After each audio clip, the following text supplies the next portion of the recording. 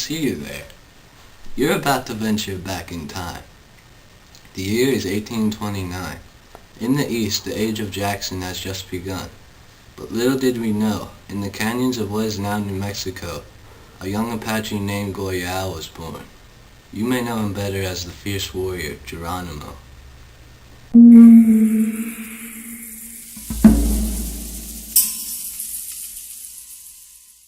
The great Indian you know as Geronimo was born along the Gila River and grew up in Nednays.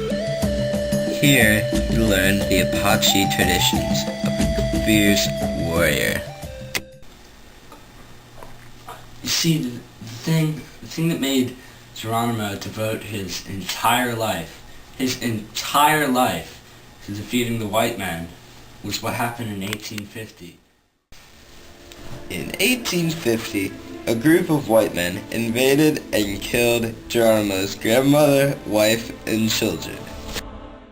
After this incident occurred, Geronimo was constantly on the warpath.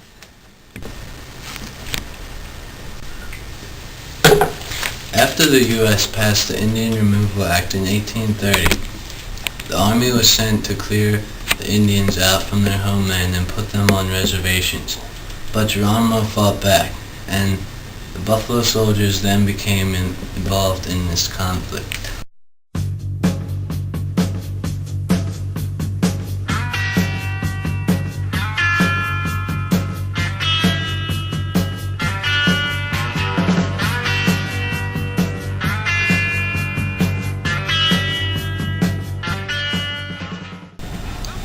The Buffalo Soldiers were formed in 1866. Most of them were former slaves or Civil War veterans. The 9th and 10th Cavalry Unit fought against Geronimo.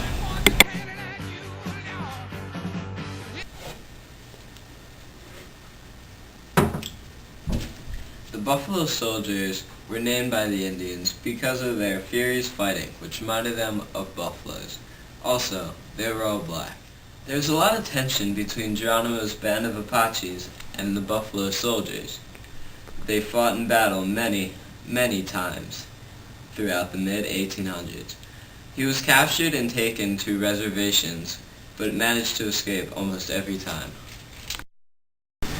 Conditions on these reservations are almost unbearable, and the Indians' only chance of survival was to escape. John G. Gatewood. After the many conflicts between Geronimo and the Buffalo Soldiers during the mid to late 1800s, he was finally chased down and gave his final surrender to General Nelson Miles on September 4th, 1886.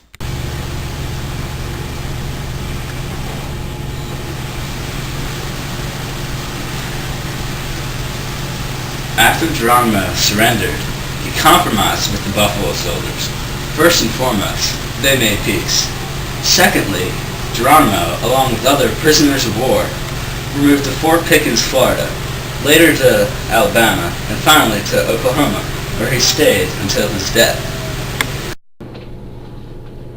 As Geronimo aged, he became famous. He appeared in many fairs and parades. He also sold photographs of himself as souvenirs. In 1909, at Fort Sill, Geronimo died of pneumonia and was buried at the cemetery there. Where's Will?